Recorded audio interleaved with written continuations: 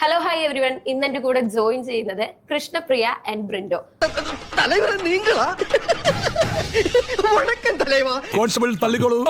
വേണ്ടി മാത്രം ഇട്ടതാണ് ഇതില്.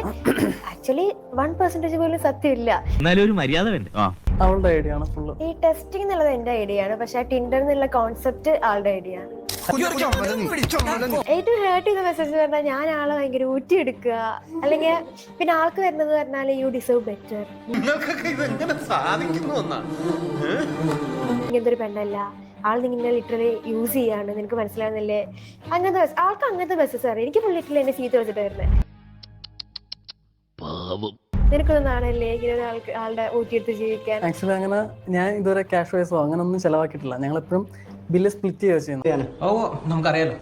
ആൾ ലിറ്ററലി ഇങ്ങനെ ചിലർക്ക് എമൗണ്ട് ഇങ്ങനെ കാൽക്കുലേറ്റ് ചെയ്തിട്ട് എനിക്ക് മെസ്സേജ് അയക്കും, നീ അവനെ കൊണ്ട് ഇത്ര പൈസ ചെലവാക്കിച്ചില്ലേ. അപ്പൊ അതൊക്കെ കാണുമ്പോൾ നമുക്ക് ഇത്രക്കൊക്കെ ഇങ്ങനെ ചെയ്യാൻ മാത്രം ജസ്റ്റ് ഒരു കണ്ടന്റ് ആയിട്ടല്ലേ കാണണ്ട.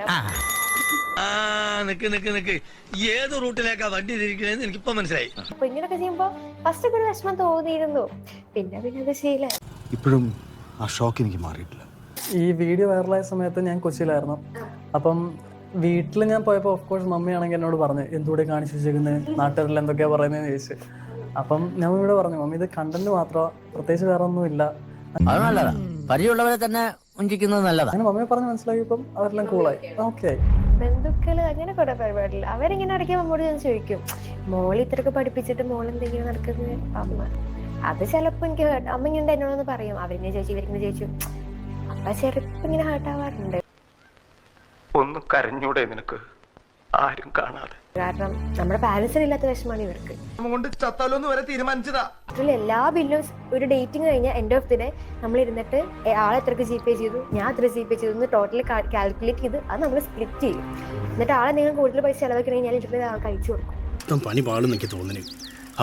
നിങ്ങൾ പേടിക്കാതെ കൂടെ നിന്നാ മതി, ഒന്നും സംഭവിക്കില്ല. ഇനി ഞാനിവിടെ നിന്ന് ഡയലോഗ് പറഞ്ഞാൽ കരഞ്ഞു പോകും. ഉസ്മാനെ രക്ഷപ്പെട്ടു.